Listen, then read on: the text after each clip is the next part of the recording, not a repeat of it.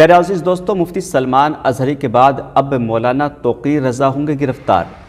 जुमा के दिन इस्लामिया इंटर कॉलेज में मौलाना तौक़ीर रज़ा प्रदर्शन करेंगे, वहीं पर ही गिरफ़्तारी देंगे। मौलाना तौक़ीर रज़ा ने अपनी गिरफ़्तारी को लेकर क्या कहा है, चलिए सुन लेते हैं मौलाना तौक़ीर रज़ा की ज़ुबान। मुश्किल ये है कि पूरे हिंदुस्तान में कोई ऐसी शख्सियत नहीं मिलती है जिसके सामने हम अपनी तकलीफ़ें ले जाके बयान कर सकें। एक जुडिशरी से उम्मीद हुआ करती थी, वो उम्मीद भी अब तकरीबन ख़त्म हो गई है। उसकी वजह यह है कि जिस किस्म का फ़ैसला बाबरी मस्जिद के सिलसिले में हुआ और रिटायरमेंट से एक दिन पहले जिस तरह ज्ञानव्यापी का फ़ैसला हुआ और पूजा की इजाज़त दी गई और ज़िला इंतज़ामिया ने जिस तरह तेज़ी से 7 दिन का वक्त था, उन्हें 7 दिन का वक्त दिया गया था मुस्लिम पक्ष को, उन 7 दिन का वक्त उन्हें नहीं दिया गया बल्कि 7 घंटे के अंदर उन्होंने वहाँ पूजा का इंतज़ाम कर दिया। इन हालात में हम ये देखते हैं कि मुसलसल मुसलमानों के साथ ज़्यादती हो रही है। ज्ञानव्यापी का मामला तो चूँकि मीडिया में है, चर्चा में है। कितनी ऐसी मसाजिद हैं जो रातों रात मिसमार कर दी गई, कितने ऐसे मदारिस हैं, कितने ऐसे मज़ारात हैं जिनका लोगों को इल्म भी नहीं हुआ।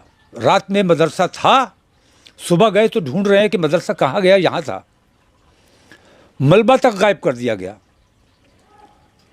इस किस्म के वाक़यात मुसलसल हो रहे हैं और मैं ये समझता हूँ कि मुस्लिम नफ़रत और मुस्लिम दुश्मनी पर आमादा हुकूमत हिंद है और हमारी मुश्किल ये है कि हम इसके ख़िलाफ़ कहीं एहतजाज नहीं कर सकते, किसी से शिकायत नहीं कर सकते, क्योंकि जो हमारी शिकायत सुन सकते हैं, जिनसे शिकायत की जा सकती है, वही इन तमाम बेईमानियों के ज़िम्मेदार हैं। ऐसी सूरत में हमें वाहिद रास्ता ये महसूस होता है कि हमें आज़ाद रहने का कोई हक़ नहीं है, हमें गिरफ़्तारी दे देनी चाहिए। लेकिन देखा ये जा रहा है, जैसे अभी पिछली जो आपने कई बार ये ऐलान किया कि हम इन ज़्यादतियों को लेकर प्रदर्शन करेंगे, इस्लामिया की बात हुई, फिर दिल्ली में आपने एक महापंचायत करने की बात कही, लेकिन वो होने नहीं दी गई। तो इस बार क्या आपको ये लगता है कि जो आपने ऐलान किया है वो आप कर लेंगे, या अभी तक की जो आप रुख देख रहे हैं एडमिनिस्ट्रेशन का वो ये है कि वो आपका प्रदर्शन या आपकी गिरफ़्तारी जिस तरह से आप चाह रहे हैं होने देंगे? देखिए, ऐसा है कि कोई भी तहरीक, कोई भी ऐलान, कोई भी एहतजाज अवामी हिमायत से होता है। अवाम की समझ में अगर बात आएगी और अवाम की शमूलियत होगी, आपका एहतजाज कामयाब होगा, आपकी मुहिम कामयाब होगी।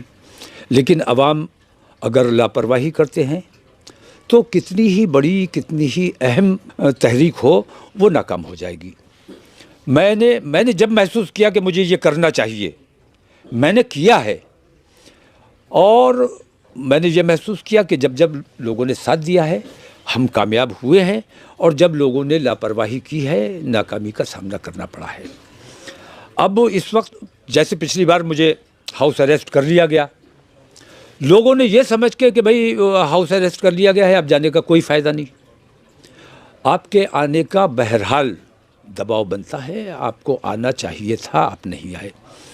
अब आप आना चाहो या ना आना चाहो, मैंने महसूस किया है कि इन तमाम बेईमानियों के ख़िलाफ़ मुझे एहतजाज करना चाहिए, मुझे गिरफ़्तारी देनी चाहिए। मैं तन्हा गिरफ़्तारी दूं या 100-200 आदमियों के साथ गिरफ़्तारी दूं या 2 लाख के साथ गिरफ़्तारी दूं, ये फ़ैसला तो आवाम ने करना है। जितनी ज़्यादा अवामी शमूलियत होगी, उतना ज़्यादा उसका असर होगा। और आज ये काम हम बरेली से करने जा रहे हैं, इसको इंशाअल्लाह मुल्कगीर पैमाने पर हम ये जेल भरो आंदोलन चलाने वाले हैं। आप कहने का मतलब ये है कि जो मुस्लिम लीडरशिप, या अगर हम दूसरी लीडरशिप की बात करें जो ज़्यादतियों के ख़िलाफ़ लड़ती है, तो उसमें सबसे अहम जिम्मेदारी जो है वो आवाम की है। नहीं, जो कुछ हो रहा है मेरे साथ नहीं हो रहा है, अवाम के साथ हो रहा है। तो मैं अवाम की आवाज़ उठा रहा हूँ, अवाम की आवाज़ बन रहा हूँ। अवाम अगर उसमें शरीक नहीं है तो वो मेरी ज़ाती आवाज़ समझी जाएगी और फिर मुझे हाउस अरेस्ट भी किया जा सकता है, मुझे सड़क पर गिरफ्तार भी किया जा सकता है, मेरे साथ ज़्यादती भी की जा सकती है। लेकिन अगर अवाम की शमूलियत है तो तहरीक को कामयाब बनाया जा सकता है, इसके अलावा कोई सूरत नहीं। जैसे अभी सलमान अज़हरी साहब को गिरफ़्तार कर लिया गया झूठा इल्ज़ाम लगाकर। सलमान अज़हरी का कहीं कोई कसूर नहीं है। अगर उन पर हेट स्पीच की भी बात की जाए तो उन्होंने कहीं किसी समुदाय, किसी धर्म, किसी संप्रदाय के खिलाफ कुछ नहीं बोला है, किसी का नाम नहीं लिया है। लेकिन थोड़ी देर के लिए मान लेते हैं कि हेट स्पीच है, तो हेट स्पीच के खिलाफ मुकदमा होता है, जवाब तलब किया जाता है, गिरफ्तार किया जाता है, तो सामान्य पुलिस गिरफ्तार करती है। मेरी समझ में ये बात नहीं आती है कि इसमें एटीएस का क्या काम है। इसका मतलब ये है कि ज़बरदस्ती झूठा इल्ज़ाम लगाकर गिरफ्तार किया गया है और कहीं ना कहीं उसे आतंकवादी मामला से जोड़ने की कोशिश की जा रही है। मैंने बहुत पहले ये बात कही थी अपने तमाम लोगों से कि देवबंद जब मैं गया था, मकसद यही था, लोगों ने मेरी बात को नहीं समझा। अजमेर जब मैं गया, मकसद मेरा यही था, मेरे उस मकसद को समझने की कोशिश नहीं की। मैंने उस वक्त भी ये बात कही थी कि जो फोकस फ़िरका परस्त जमातों का और सरकार का जो फोकस इस वक्त देवबंद की तरफ है, क्योंकि वो लोग एक्टिव थे, तो उन पर दबाव बनाने के लिए सारी कार्रवाई की जा रही है। क्योंकि और आपको ये कहा जा रहा है कि आप सॉफ्ट हैं, तो सूफीज़्म की को बिल्कुल खुली छूट मिली हुई थी और सारी कार्रवाई देवबंदी वहाबियों पर हो रही थी और हम बहुत खुश हो रहे थे कि भाई देवबंदियों पर कार्रवाई हो रही है, हम पर नहीं हो रही है। मैंने कहा था 1 बाय 1 नंबर सबका आना है। और आज देख लीजिए कि जब देवबंद वाले केशव कुंज में जाके बैठ गए, जब देवबंद वाले डोभाल साहब के साथ जाके बैठ गए, तो अब सूफीज़्म की तरफ उनका निशाना, उनका फोकस आ चुका है। और सलमान अज़हरी को किसी भी बड़े जुर्म में फंसाया जा सकता है, कोई बड़ा भी इल्ज़ाम लगाया जा सकता है। अवामी तहरीक अगर उनके साथ शामिल रही तो उनको आज़ादी मिल सकती है, और अगर अवाम ने लापरवाही उनके साथ की तो उनके साथ ज़्यादती हो सकती है। तो इन हालात में हमारे पास वाहिद रास्ता, आप कल खामोश थे कि देवबंदियों पर कार्रवाई हो रही है, आज आपके उलमा पे कार्रवाई होना शुरू हो गई। कल आपके मदरसों पे बुलडोज़र भी चलेगा और कितनों पे चल चुका है। मदरसों पे बुलडोज़र चलेगा, आपसे ज़बरदस्ती रामायण पढ़वाई जाएगी मदरसों में।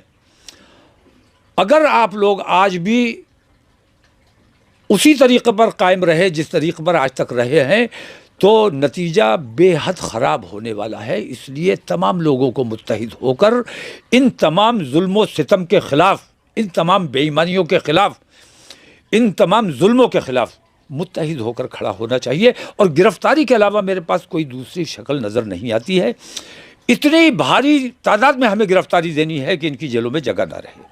लेकिन अगर देखें हम तो सलमान अज़हरी की ही बात कर लें तो आला हज़रत के शहदाई हैं वो, और ताज शरिया के शागिर्द हैं। जो मरकज़ की इसमें ज़िम्मेदारी थी वो क्या होनी चाहिए थी आपके हिसाब से? नहीं, बरेली की सबसे बड़ी ज़िम्मेदारी है।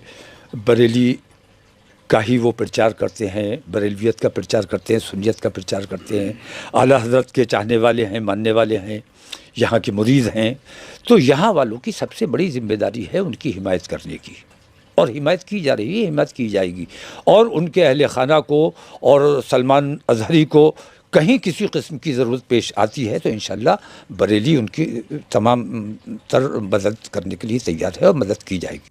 अगर हम ज्ञान व्यापी की बात करें तो कुछ ऐसा लग नहीं रहा है कि लीडरशिप जो है मुसलमानों की वो कहीं इस मामले को लेकर बटी हुई है। कुछ आवाज़ें, जैसे आपकी आवाज़ साफ तौर पर यह है कि हम इस फैसले को कबूल नहीं कर सकते और गिरफ्तारी देंगे, लेकिन बहुत से लोग अभी भी ये कह रहे हैं कि नहीं, जो अदालत से फैसला आएगा हमें उस पर अमल करना चाहिए और उसको मानना चाहिए। अदालत से जो फैसला आएगा वो जाहिर है। हमने पहले भी ये बात कही थी कि अदालत का जो फैसला होगा वो हमें मंजूर होगा। दूसरे पक्ष ने कहा कि हमारी आस्था अदालत से बड़ी है, अदालत का कोई भी फैसला होगा हम नहीं मानेंगे, हमें मंदिर वहीं बनाना है। हमारी मस्जिद स्पेस ऑफ वर्शिप एक्ट मौजूद है। 47 के बाद जहाँ मंदिर था वहाँ मंदिर रहना चाहिए, जहाँ मस्जिद थी वहाँ मस्जिद रहनी चाहिए। कुछ भी है, कोई भी निशानात हैं, कैसी भी पोजीशन है, लेकिन जहाँ नमाज होती है वहाँ नमाज होती रहनी चाहिए, जहाँ पूजा होती है वहाँ पूजा होती रहनी चाहिए। इसके अलावा अगर कुछ होता है तो वो बेईमानी है और वो जुल्म है, वो ज़्यादती है। लेकिन मुसलमान लग नहीं रहा है कि इससे कंफ्यूज हो रहे हैं कि आप कुछ कह रहे हैं, देवबंद से कुछ आवाज़ आ रही है, पर्सनल लॉ बोर्ड कुछ कह रहा है और कुछ उलमा जो हैं वो और कुछ कह रहे हैं। नहीं, जिन तंजीमों का आप नाम ले रहे हैं, इन तंजीमों का रोल हमने बाबरी मस्जिद के सिलसिले में देख लिया है।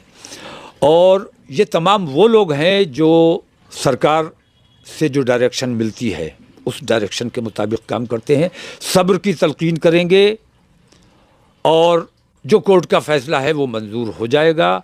मैं ये कहता हूँ कि आस्था के नाम पर, कानून के नाम पर कोई फैसला नहीं होगा, बल्कि आस्था के आधार पर फैसला होगा। तो आस्था अगर उनकी है तो आस्था हमारी भी किसी से कम नहीं है। उनकी आस्था अगर कोर्ट का फैसला मानने को तैयार नहीं है तो मेरी आस्था भी कोर्ट का फैसला मानने को तैयार नहीं है। मेरे साथ अगर बेईमानी होगी तो मैं ऐसे बेईमानी के फैसले को मुस्तरद करता हूँ। ये खाका क्या है अभी तक का जो आपने तय किया है कि जैसे जुमे के दिन आप घर से निकलेंगे और फिर किस तरह से स्टेप बाय स्टेप ये जो है काम? मैं गिरफ्तार कर लिया जाऊं, नज़रबंद कर दिया जाऊं, हाउस अरेस्ट कर लिया जाऊं, जो कुछ भी हो, अगर आवाम को इन तमाम बेईमानियों से कोई तकलीफ़ है तो मेरी अपील है कि मेरा जो भी हश्र हो, मैंने अपनी जिम्मेदारी पूरी की है, मैंने आपके लिए एक रास्ता बना के दिया है। मैं गिरफ्तार कर लिया जाऊं, मुझे गोली मार दी जाए या जो कुछ भी किया जाए, अवाम को अपनी जिम्मेदारी पूरी करनी चाहिए, अपने बाज़ारों को बंद रखना चाहिए इस जुल्म के ख़िलाफ़, और तमाम लोगों को मुत्तहिद होकर इस्लामिया इंटर कॉलेज पहुँचना चाहिए।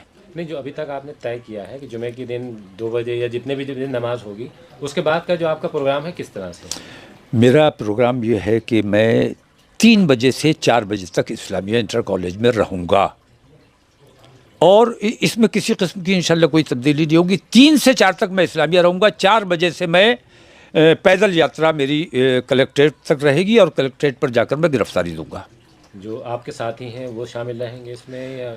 मेरे साथ कौन रहेगा कौन नहीं रहेगा मुझे नहीं मालूम, लेकिन इंशाल्लाह मैं गिरफ्तारी दूंगा ही। लोग आए, ये उनके जज्बात की बात है। अगर वो अपनी जिम्मेदारी कहीं महसूस करते हैं और इन जुल्म सितम से नाखुश हैं तो उन्हें आना चाहिए, और अगर नहीं आते हैं तो भी इंशाल्लाह मैं तन्हा गिरफ्तारी दूंगा।